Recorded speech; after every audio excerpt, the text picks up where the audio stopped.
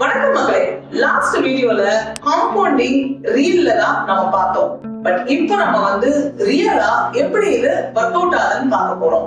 25,000 15% assumed rate of return for 12 years you will touch 1 crore. இந்த 1 crore double ஆகணும் அப்படின்னா you have to wait for 4 years to make a 2 crores. அந்த 4 இயர்ஸ்க்கு அப்புறம் you will have to wait for 2.5 years to become a 3 crores. 4 crores-க்கு 2 years wait பண்ணோம். 5 crores-க்கு 1.5 year wait பண்ணோம். 6 crores-க்கு just 1 year wait பண்ணா போதும். அதுக்கப்புறம் every year on year 1 crore add ஆயிட்டே இருக்கும். This is called power of compounding.